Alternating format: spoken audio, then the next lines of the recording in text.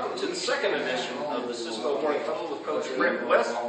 I'm Lee Lewis, and we are live here at First Financial Bank on Conrad Hilton in beautiful Cisco, Texas. Thank you for listening in again this morning. If you're close by, please drop in, have some refreshments, and say hello. And be sure to thank all the folks at First Financial Bank for sponsoring the weekly edition of the Cisco Morning Huddle.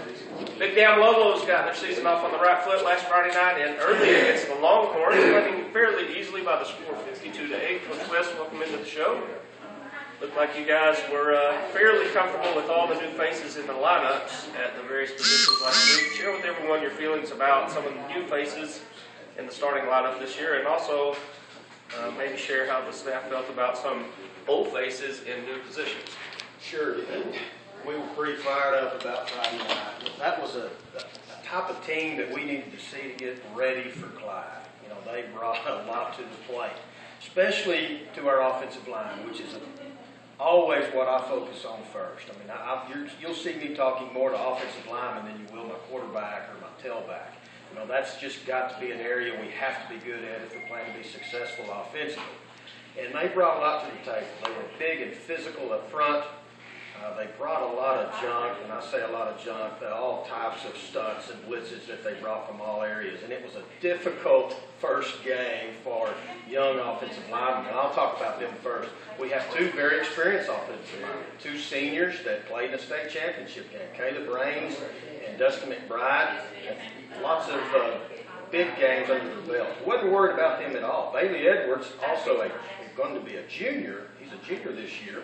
Had some game experience last year as a sophomore. My two new faces is Oscar Rodriguez at right guard, only 170 pounder, but is a fighter, he's a battler. We put him on linebackers most of the night. And then my left tackle is sophomore Jed Vaughn that moved in from Oklahoma last year, so has very little experience in our game, in our scheme.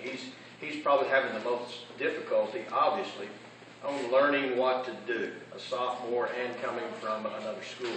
But overall, pretty proud. I mean, we had some issues, no doubt. We always do on the first game with picking up all the junk that they threw at us. We did have a few concerns on just our double team. Probably the biggest disappointment I had the entire night is we had issues with two of our folks blocking one. And if you can't win that battle, then you've got issues. And there were times that their defensive end or their defensive tackle split our double team and was able to by himself defeat our two people. Now that's something we got to get fixed. We worked on it all week long, and discussed it, showed it on video, went to the sled every single day to get that fixed. But definitely, if one person can whip two, we're going to be in trouble on Friday night, and definitely would be an issue this week. But hey, it's great practices. The kids responded. I feel like that will be taken care of. I don't remember how many people brought up this next point, but it was a bunch, both inside and outside of Cisco. The fact that Mason Reed's name wasn't all over the page after the game was over. Had several people ask, had he been hurt? Did he not play for some reason? It seemed like Early was determined to keep him out of the end zone. Well, it made other things better for us. I mean, Mason did put up a big stats, but any time we faked the ball to Mason, there was a big hole on the backside. Our first touchdown, we call it 15. It's the quarterback cutback, and we're faking the Mason Reed there on a sort of a hand sweep. And you should see the backside hole that opened up when both linebackers straight toward Mason Reed. So, you know, as game tapes develop, and as we progress here in the season, and we show that we have more talent than just Mason offensively and someone else that can go to the house on the backside, then eyes will start turning toward Colton Kent or the big fullback Vernon Owens or Brandon Allgood that comes in for Vernon Owens. So there's more than one weapon, which you've got to have if you plan to make a deep run in the playoffs and to win a district championship. So although that with the Mason stats were not a good thing, I mean, it wasn't good for him, it was good for the team. Well, because folks see that. He didn't perform poorly. No, he did not. In fact, he had a great game on defense by all accounts of what we were seeing. So We're not down on Mason. Nobody's down on Mason. No, that's for sure. And he probably, of course, played one of the best games we've seen him play defensively. Some of his open field tackles were impressive. In fact, they were so good that we really think Clyde will probably check away from Mason Reed this week as a defender, and they did that last year. Another bright spot, and this is probably for the same reason they were trying to shut down Mason and open up their passing game. Colton Kent had a whale of a first half. Oh, yeah, 6 for 6 for 183 yards, and my goodness, we could have thrown some of those. We could have had 500 yards of offense passing. You know, they were pretty much giving up the flats to get pressure to stop Mason Reed. I mean, again, that was something that they were doing to try to stop Mason Reed, was opening up another part of our offense. And luckily, right now, Kent can throw the ball fairly well, and he and our fullbacks do a good job catching the ball in the flat. Vernon Owings had about a 50 or 60 yard pass reception. He had a 70-yarder in a scrimmage against Breckenridge, so definitely a pass threat. Vernon's not just a run threat, he's a pass threat as well. One other bright spot was the kicking game last Friday night. Landon did a super job. It's got to be encouraging to the coaching staff and for him personally. As much time as you guys have put into that, and especially Landon on his own time, to make that part of the game better. 7 for 7 from extra points and a 42-yard field goal, and I was asked by my coaches after we made that, did you know that was a 42-yarder? And I said, that was a 42-yard field goal. No, I didn't have a clue. I just know I didn't want to punt it. I didn't want to go for it at that point in time in the game, being up the way we were. I thought we were kicking about a 20-yard field goal. I had no idea it was a 42. I really wasn't paying attention at that point, but proud that it happened. It showed that I have so much faith in our kicking game. That's right. We're willing to kick a 42-yarder. All right, with that, we'll take our first break of this morning edition of the Cisco Morning Huddle right here at First Financial Bank. Please stop in if you're on your way. We'd love to have you in. We'll take a 2-minute break, and we'll be back with our second segment. First one this year, possibly have a chance to have 2 or 3 or 4 of those before it's all said and done. Just depends on how everybody does. But before we get into that, let's take a moment here in this segment to talk a little bit about the JV game that was over at Clyde last night. Another good game for our kids. It was a good growing up experience. You know, that JV team, relatively young, versus freshmen having to start in some pretty important positions, such as quarterback and tailback, and scattered out throughout that offense and defense. So typically our JV it's got some juniors and some older sophomores on it.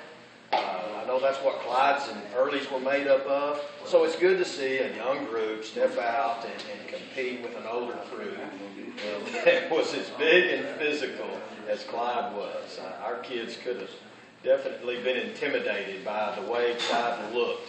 And they definitely were good up front on both sides of the ball. I felt like our speed and quickness was the difference. They had size and strength and whipped us at times, but our speed and quickness was the biggest factor in that game. Of course, next week the junior high squads get started with their first real action of the year. They've been practicing since school started. I believe the junior high is over in Comanche and the JV plays here next week. How have practices been going with the junior high kiddos? It's been going great. You know, if you've ever been in a junior high locker room, that first day you put pads on, you need to see that. It is an experience. Watching a kid put a knee pad in his pants for the first time, or his thigh pad, and not knowing where the tail pad goes. Sometimes they get that stuff backwards.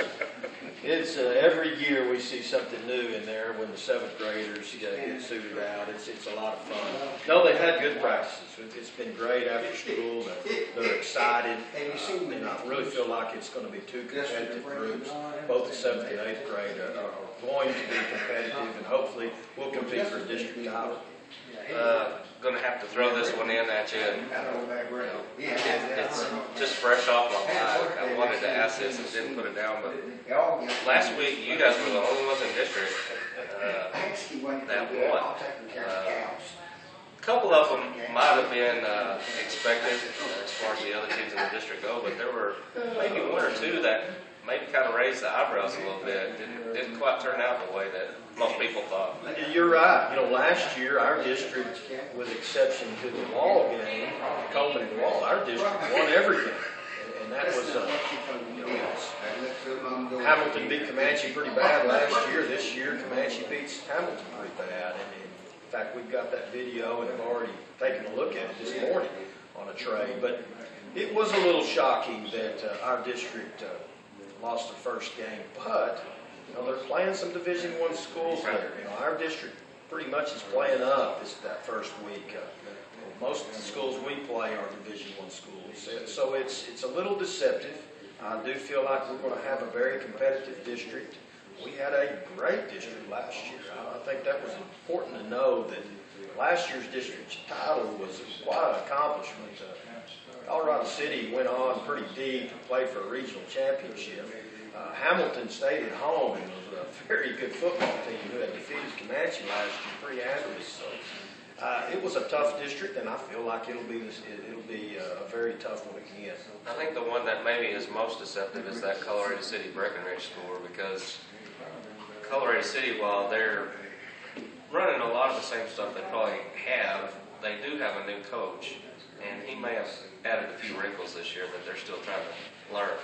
Offensively, they're exactly the same because he's been the offense coordinator for a decade there, and they had 488 yards passing. It's not like they didn't have any offense. They had a hard time stopping Breckenridge, and the head coach last year, Frank Johnson, that moved on to Holiday, was their defense coordinator all those years, and he did a great job. So probably going through some growing pains, learning a new defense with a new defense coordinator, and I'm sure they'll have the talent to get that figured out. And again, playing up Breckenridge, obviously a larger school than they are, so maybe not as big an eye-opener as some people might think.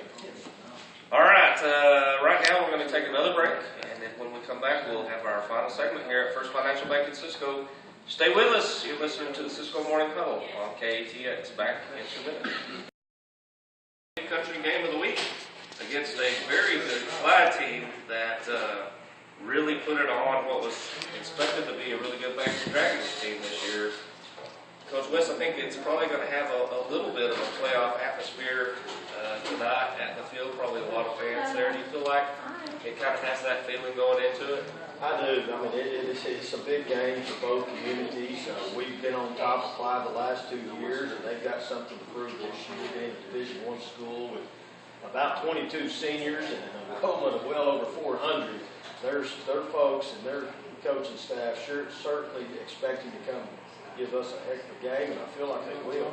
Watching those guys play Bangs last week, I was extremely impressed. Man, they've got some explosive weapons. Scored 61 points. The Bangs Dragon team, that's not been done very often in the last decade. So pretty impressed with what they do. They put you in a bind. They're going to make you open field tackle. If you're not good tacklers, you'll be in a bind against this type of offense. Spread you out. They're very similar. They've been doing the same thing for a couple of years, but they're very similar to what Canadian does.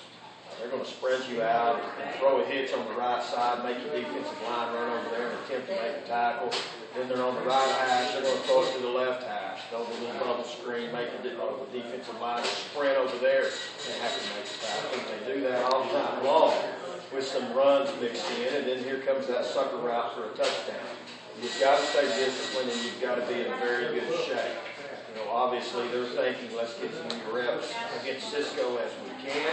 They don't have as many kids as we do. They've got a lot of two-way starters. And we'll see how well they tackle in the third and fourth quarter. That's got to be one of the game plans, and probably pretty critical that we stay in pretty good shape. We're going to rotate that defensive line, try to keep them as healthy and fresh as possible so that we don't fall off too much. Nuts and bolts wise tonight, in between the stripes, you talk a little bit about the things that are going on, especially with the defense on the offensive side. What are you guys looking at trying to have to go up against tonight? They base out of a 3-4, and they slide back to the strong side at times. I believe it's a cover 4 in the secondary. They will roll some coverages at times.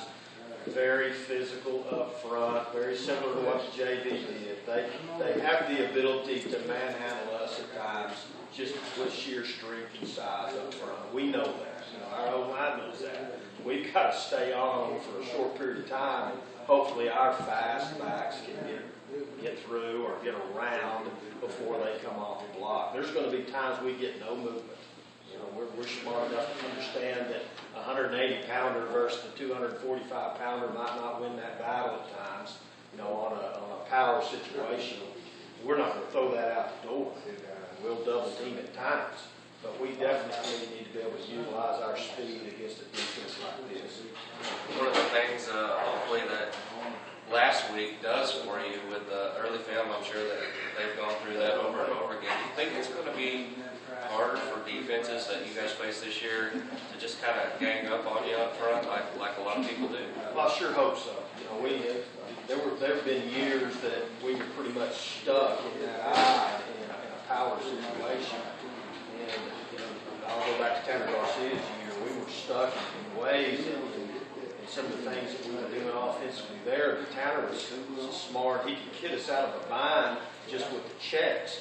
I've not given Coach and Kent that freedom yet. I've given him a few checks. I'm going to let him kind of graduate through that, and I'll put a little more on him every week. But I do think we have talented enough receivers and skill positions that we can mix it around and spread you out at times to present folks like what Early attempted to do last week, a pilot in there. This is the second half. Early had a lot of success with that.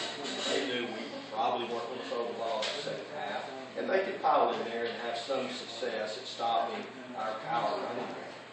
And we know that other folks can do that as well. So we've got to be better at times out of a spread formation and getting the ball to the edge and talented receivers. Well, it certainly looked good last week against Early. You guys were able to spread the ball around really well, and got to be a huge confidence builder for Colton going into the year. Got to share one quick note before we go off the air. Evan Wren, talked to him during the week. He's coming over. I won't say that we're superstitious, but we tend to be a little routinistic maybe. I told Evan that I would get him a chicken fry at Linda's or somewhere if he wanted something. He said, "Oh no, I've got to have my hamburger from the concession stand. It's a tradition."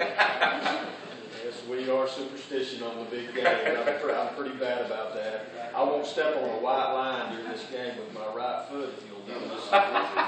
Pretty soon. You got that in 1988, my junior year. I don't know why, but it stuck with me. Well, it should be fun tonight, and we encourage everyone to be out for the game. Chesley Field, 7:30 kickoff. Pregame starts at 7 o'clock. KWBY 98.5 or online at kwbyradio.com. Right now, we're going to close it up here in Cisco and invite everyone to stay tuned for the Eastland Morning Code with Terry Slavens and head coach Brian Hewlett over in Eastland. Thanks for being a part of this one. We'll talk to you again next week.